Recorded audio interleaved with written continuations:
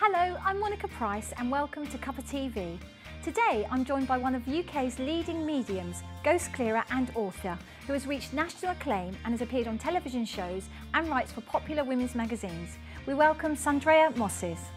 Also joining me is Lewis Coupe, who is lead singer in the band The Ruse, a local band that supported the Mayor's charity event.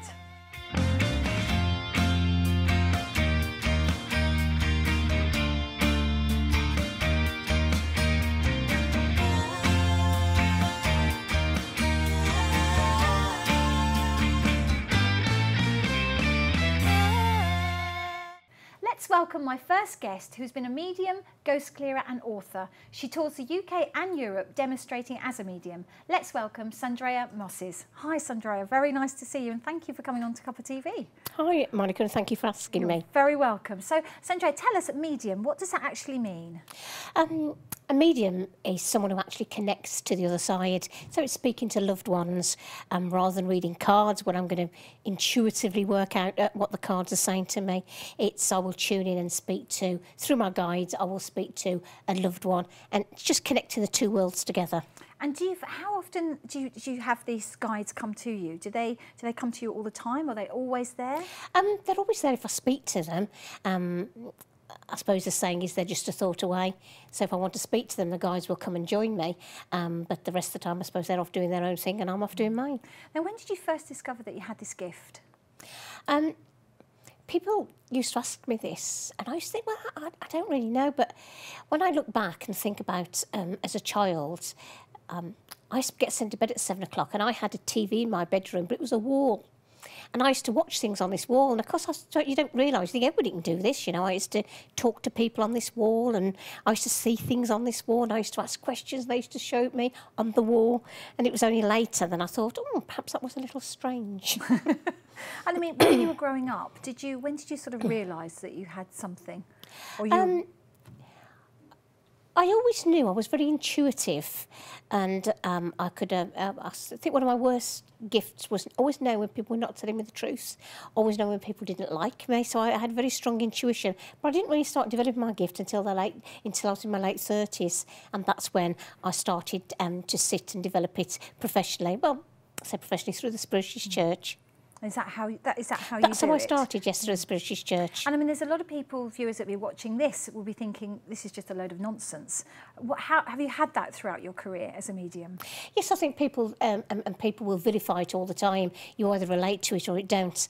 And I often think of a little analogy somebody gave me. If you see Cedric the Bull, he has his herd of cows, he has his water, and he has his food, and he never looks beyond the boundaries of his field. He doesn't need to. Everything's contained within his life. But if I was to take something away from him, he will start to search. So if you lose somebody close to you, you suddenly start asking yourself, there's got to be more to this. You need to know they're okay. You need to know they've made it to the other side. That is when people respond to mediumship. Mediumship really is a personal experience that's unique to the person. And do people come to you when they've lost loved ones, or had a bereavement, or they just don't know which direction they're going to in their life? Do you find that's when people seek you? Yes. Mainly because I work as talking to the other side is my connection, is that people will come to me usually when they're in grief and they've lost somebody and they're soul searching and they're just in need of that guidance. And your work then takes you across Europe and and of course based here in the UK. So again, do you like that? Do you like the fact that you can travel and take your work out to other places? Yes, in May I'm just about to go to Spain for 2 weeks to work at the Baker Foundation, which is a Playa Flamenca just outside Torrevieja, and it's very much an English community there, although they do have quite a few Spanish people in the congregation. So yes, it is nice. It is nice. I did worry at first when I went how I would get on, but there's no language barrier. I thought, what if they speak to me in Spanish? I won't be able to understand them, but there's no language barrier. And do you find that people warm to you immediately? Do you find that you have this effect on people? I think if you're open, you warm. If you think I'm a con person, or you think I'm preying on the vulnerable, I'm preying on the weak, then I think people will then. Or people get the idea that I read minds and I'm going to read people's minds. And I did say to somebody once, do you think I'll find you that interesting? I'm going to read your mind, which is a little bit rude, I think, so I don't say that anymore. But that would mean I'm more interested in somebody else's life than mine if I'm going to take the time to read what they're thinking. And you also do ghost clearing as well, so tell us about that. It's a bit of a joke, really, because here's me who was afraid of the dark. And I don't know how I ended up doing this, but people will come to you because you're a medium. It means you can see, you can sense, you can talk. Probably in some ways that's probably the best person to go to, because I'm obviously going to be able to see what's bothering you. I never go alone, I always go with a team. That way I'm sure that what I'm seeing is right. Yeah, it's not my ego, it's not my imagination, it's clarification of what I'm doing. And I've done that possibly for about 12 years. Really? And when you're doing that, do you find that, again, do you have people around you, like you go with your team? What about the house or the place where you've gone into? Do they watch you, or do you like them to be out of that place while you're doing No, I want work? them there because I want to know what's going on. And sometimes it's actually attached to the person, so I need that person there. I mean, I always used to remove children from the house, and the majority of the time I will still take them out unless I feel they're a key player, and I may need them in for just a short period of time and then take them out afterwards. And why is that? Why do you remove the children? I don't like their vulnerability, and I just think I'm not sure they should be in there when something like this is going on. When they've had a bad experience, you don't really want them to keep thinking about this bad experience. You just want to reassure them it's gone and it's not going to bother them. And when you're doing that, the ghost clearing, again, do you go all over the UK doing that? I do travel quite far, really, and have been as far as Wales to do it. So, yes, I cover a big area in the Midlands. And then what would people do? Would they just contact you and then speak to you about their problem, and then you would come to them? Is that how it works? Yes, it's really the first thing you've got to ensure that there's no mental health issues, you're not getting involved in something that you shouldn't get involved in. And I will really tune in. It's the guides tell me where I'm going to go. And I want to know that person really has a problem, that there really is an issue, and I can help them with that problem. Because do you get prank calls? I mean, do people phone you just because they can? No, but, sometimes, people can have health issues, and that can be sometimes making them believe that there's something, and it's not going to do any good if I pay into that, whereas really they need to be going to see their doctor. I don't need to be encouraging them to look at external. They may need to look internal and seek help. Now, because of all that, you've written a book. Is this your first book that you've written? It's my second book, but it's my first book. Working with clearing ghosts and demons from people's properties. And again, what inspired you to write the book? I never wrote a book. I wrote stories. And what happened was my husband, was partner then, but now husband, used to say, Sandrea, people are going to want to hear these stories, write them down. So I just wrote every story down.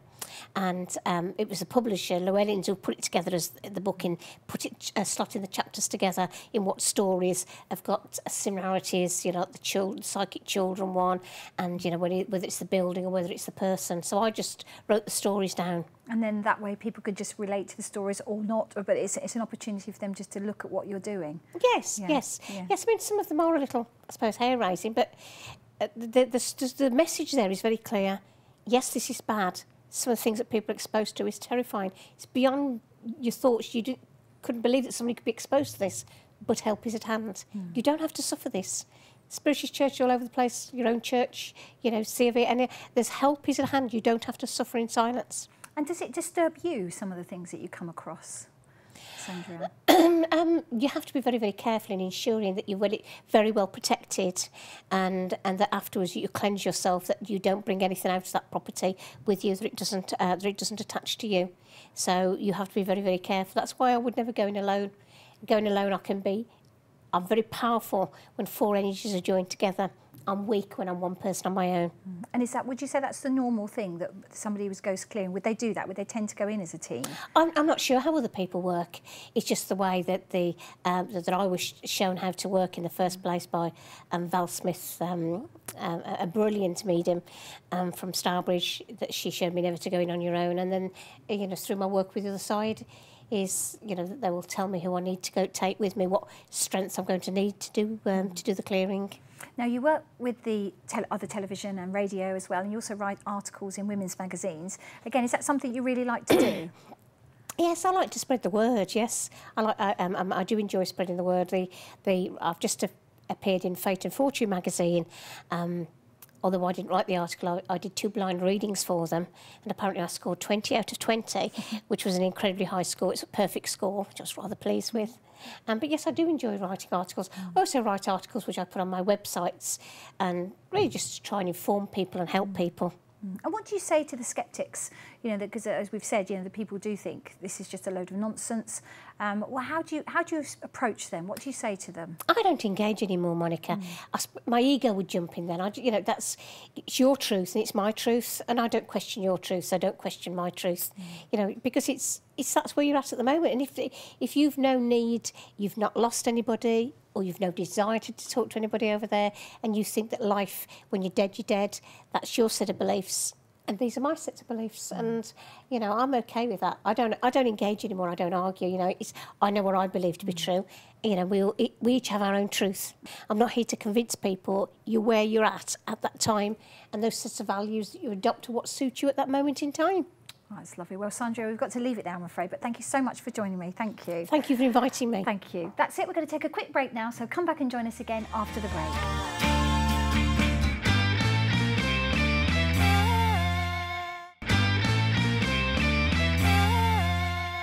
Welcome back to Cuppa TV.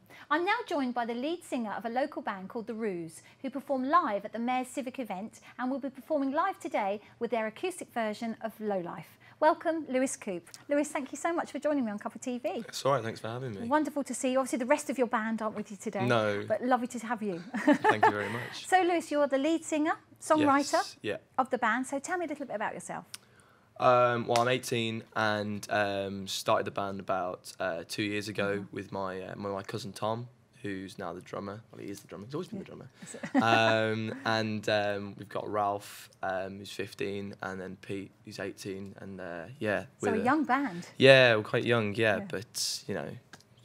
Young and ambitious. Yes. And young and rocking. Lewis, you were actually on The Voice, weren't you? That's what sort of. I was, yeah. Would you say that started your career? Kind of, yeah. It was in 2013. I went on the show, did the blind auditions, didn't get through, but yeah, that was just about the time it went on air. I started the band, which was a nice push for exposure to kick off the group and the name and stuff. So it was a great opportunity. Yeah, of course, it was great. Yeah. It was a great chance, and to play with like the BBC band, and that was a really great experience for me. So you set up The Ruse. Yes. And what about the name? Where did that come from? Where did the name come from? We don't really know. Did it just appear? Yeah. Out of a hat? It was just like, let's think of something cool, Yes. The Ruse. But I don't know. It's like it's all a bit of a ruse. We try and, because we're young, we've always had to do things a little bit differently. So it's all been a bit of a ruse in a way. So yeah. Excellent. And the rest of the band, are you all from the West Midlands? Are you all local? Yes, we're all kind of from Telford and Wolverhampton areas, and yeah. So what's the music scene like for a young musician? It's okay. I mean, there's not loads of venues around Telford, but we've done quite a lot. We've played some of the festivals in Telford, and the festivals are quite good in Telford. And we've gone to like Shrewsbury, where we've got a good fan base there, in Bridgnorth. We play there all the time, and then we're starting to play in Wolverhampton now. People are starting to come and see us, which is really means a lot to us. And if you find the opportunities, then it's really good. And find a good place to play, and there's people that are coming to see you. You can really good nights. So. But you've had a UK tour though, haven't you? With the yeah, bands? we did. Yeah, in December we went on tour and supported a band called Orchard Hill. We played at the O2 Academies. We did Birmingham, Newcastle, London and Manchester, and it was a really great experience. Tons of new fans and played to loads of people, so it was really fun. And you played at the Albert Hall. Yeah. Tell us about that. Yeah, well... that's an amazing experience to have. I mean, you're so young to have said you played at the Albert Hall. I mean, that's incredible. Yeah, it was incredible. Like, we couldn't believe it. For years I've been doing these events with a school choir, this Music for Youth thing, and Music for Youth are amazing. They do these amazing kind of concerts in Birmingham at the Town Hall and all over the UK. They have these festivals, and then they invited us to come and play at the Royal Albert Hall and perform our first single entitled with this huge orchestra, and it was magical. We played the song, and there's like a na-na-na section which we wrote for like a venue like that and that amount of people, and they all sang along, we were gobsmacked. We all went Yes. backstage and cried in the Yes. dressing room. It was just I should incredible. imagine, I mean, Yeah. that's such an emotional experience, and it is such a Yeah. beautiful venue, isn't it? Because obviously it's round and Oh, the it's acoustics beautiful, are amazing yeah. there. So would you say that was a highlight? Yeah, that's been a highlight. I mean, for us, really, it's just to hear, 5,000 people singing some na-na-nas that we'd recorded in a studio, a year ago, and just did it ourselves, did some vocals ourselves, and then to hear 5,000 people singing it back to you, it was just like, people don't even know this song, and yet they're singing it with us, and it was really magical for us. Are the fans really important to you? Definitely, yeah. We try and have a friendship with our fans, and I hope we are. Yeah, they really mean a lot to us, and we really like when people come and see us. That for a band like us, that haven't got a label behind us and all that sort of thing, it means so much for some people to say, actually, we like this band and we want to come and see them, and then you see them singing our songs and knowing the lyrics, and it's just like, for me, that's all I could ever want out of a music career, is just for people to appreciate our music, and so. And what about the Mayor's Civic Awards? Because you were at the Mayor's Civic Awards. How did that come about? Do you get asked to go, or did you? How does that work? Yeah, well, we did a competition just as we started out at the Robin 2, which is a great venue in Wolverhampton, and it was a live band of the year competition for like the West Midlands. There was like 50, 60 odd bands that played, a lot older than us as well, and we played and we got to the final, which was the biggest shock for us anyway. And then and we played all original stuff, and yeah, we were given the prize of winning, and we ended up playing like Cambridge Rock Festival and recording in the studio and all this sort of thing, which is incredible for us. And then we got to know the guys at the Robin 2. We played there a few times with different bands, and then they were involved in organising the Walsall Mayor's gig, and yeah, they asked us to come and play, and it was great. It was a great night, it was, and a beautiful venue to play, and so we're thrilled to be involved in it. And again, will you continue to do things like that? Is that quite important to you to stay Of course, close to yeah. your roots? I mean, Yeah, you'll we've be doing always your said UK tours, of course. Yeah, we've but, always said we always like coming back and playing locally, and I mean the amount of local gigs is reducing now because we're going further afield and playing other shows and festivals, but it's always good to come back and play to familiar faces, because those people are the people that know your song the best and sing them the loudest, so it's that's yeah, it's really important for us. And it's difficult for musicians, isn't it? Because it's notorious. It's a very hard Yeah. thing to get into, because there's Yeah. always, I suppose you're considering, if you become famous, then obviously you get lots of money, hopefully for you. But, is it a struggle? Do you sort of combine your music with something else at the moment? Yeah, I mean the other lads, because they're younger. Well, like Pete's 18, he's just started uni, so he's doing he's doing a music course, which translated across, and he uses that in the studio and live, etc. And then like Tom, he's really good at design and product design and stuff, so he does that, and he always comes to band practice with some new invention that he's made.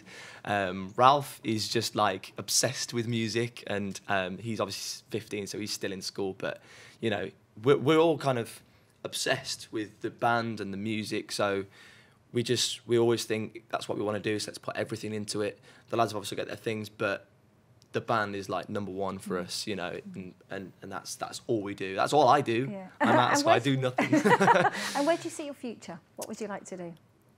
At the end of the day, we just want to play music, and whether that is, successful band or not, either way, we just want to be appreciated for music, and to be able to play music and earn money from it is an absolute bonus, But just for people to like our music and appreciate Fantastic. it, that means everything to us. So if Well, that's all we get, then that's everything to us. Excellent. Well, you're going to play us out now with your Yeah. song. But before we go, we'll just say goodbye to our viewers. So that's it for today. I'd like to thank our guests for joining me, and thank you for watching. If you would like to get in touch with us, you can email the show or join us on Facebook or Twitter at Big Centre TV. Come back and see us again soon. And now I'll hand you over to Lewis and Lowlife.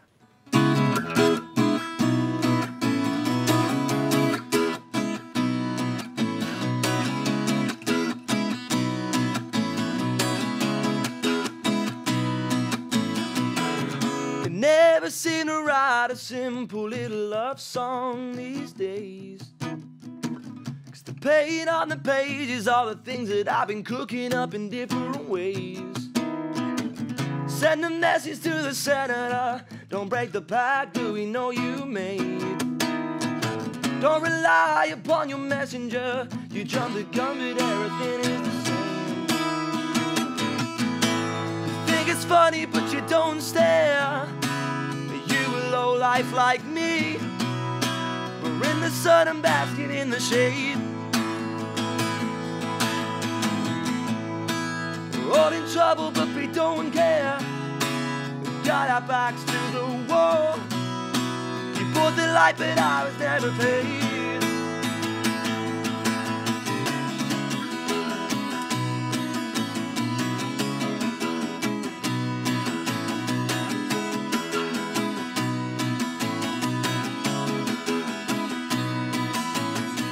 Everybody knows that there's gonna be some heartache splitting up the factory bones.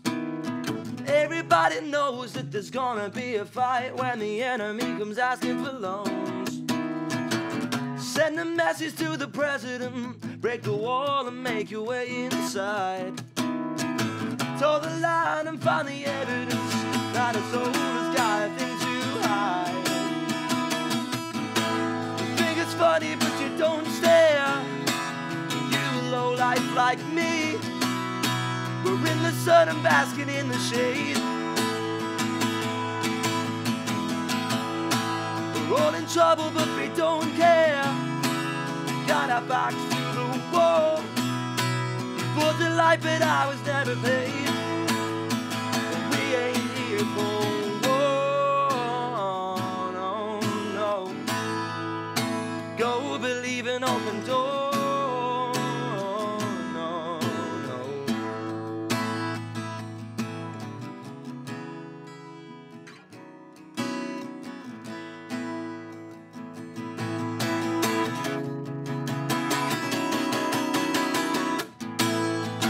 Funny but you don't stare. You a low life like me. We're in the sun and basking in the shade. We're all in trouble but we don't care. Got our backs to the wall. You put the light but I was never paid.